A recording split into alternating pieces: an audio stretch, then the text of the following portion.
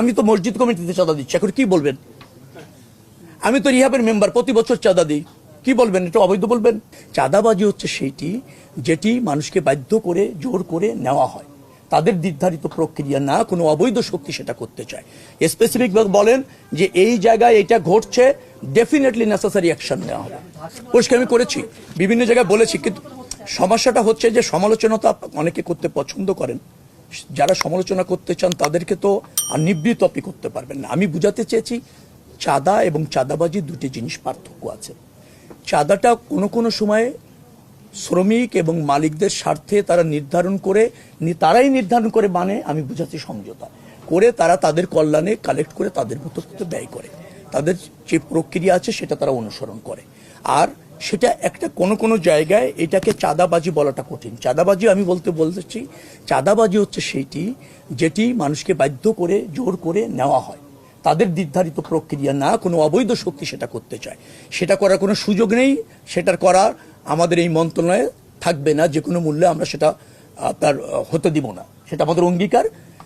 কিন্তু যে চাঁদাটাকে কোনো সময় চাঁদাবাজি বলা হয়, সেটা অনেক সময় সমঝোতা তারা করে নিয়েছেন পরিবহন মালিকরা, তাদের অর্থ তারা এই হারে কালেক্ট করে তাদের এই কল্যাণে ব্যয় করবে, সেটা আমার জায়গা থেকে রহিত করাটা কোনো সুযোগ থাকে না। আমি সেটা মিন করতে চেয়েছি। না আছে আপনি দেখেননি না, আমি মালিকদের বসছি, একটু শোনেন না প্লিজ, আপনি তো দেখেন না, এটা দেখার বিষয় না। কতটা হচ্ছে আমি শ্রমিক কেন্দ্রীয় সংগঠন যারা আসছে তাদের নিয়ে বসেছি ওই ঘটনার পর, মালিকদের যে সমস্ত আছে সমিতি আছে তাদের নিয়েও বসেছি, তারা ব্যয় করেন। আর সবচেয়ে ব্যাপার হচ্ছে আপনি একটা শর্তে একটা সমিতি রেজিস্ট্রেশন নিয়েছেন, ট্রেড ইউনিয়ন করছেন, সেখানে কোনো ব্যত্যয় হলে এটা বাণিজ্য মন্ত্রণালয়ের অধীনে তারা দেখতে পারে।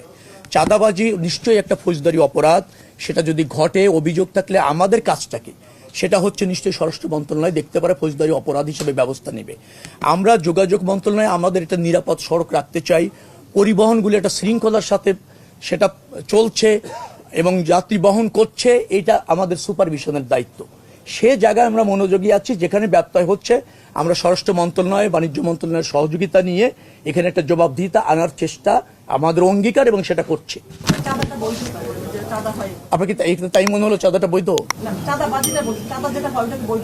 বৈধ এখন ধরেন আমি তো মসজিদ কমিটিতে চাঁদা দিচ্ছি, এখন কি বলবেন?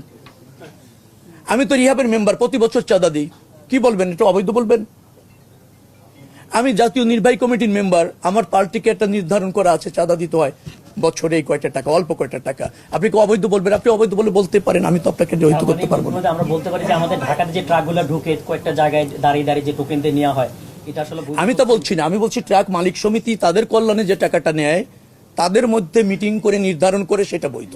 যারা পথে অবৈধভাবে নেবে সেটা তো অবৈধ, সেটা আপনারা মনোযোগী যদি করতে চান আমরা তৎপর আছি। স্পেসিফিক বলেন যে এই জায়গায় এটা ঘটছে, ডেফিনেটলি নেসেসারি অ্যাকশন নেওয়া হবে। না আমি বৈধ আর অবৈধ বলার কিছু না, আপনি কেন বৈধ আর অবৈধ জায়গায় যাচ্ছেন? বাস মালিকদের কাছে আপনি বলছেন যে নেওয়া হয় যারা রুট কোম্পানিগুলি চালায়। এখন কোম্পানি এবং বাস মালিক কি শর্তে ওখানে বাস দিয়েছেন সেটা জানলে বোঝা যাবে যে সেখানে কোনো ব্যত্যয় ঘটছে কিনা। এখন কোম্পানির সাথে যদি বাস মালিকদের ওইরকম সমঝোতা থাকে, তার বাসটি ওই রুটে চললে তিনি 100 টাকা দিবেন, আমি জানি না আছে কিনা, থাকলে তো আপনি অবৈধ বলতে পারছেন না, উনি অ্যাগ্রি করেছেন। আর যদি ওনার কাছে জোর করে নেওয়া হয়ে থাকে যেটা উনি অ্যাগ্রি করেন নাই, আমাদেরকে এত করেন, আমরা ব্যবস্থা নেব। অবশ্যই দেখবো, আপনি নজর এনেছেন, ডেফিনেটলি আমি এটা দেখব।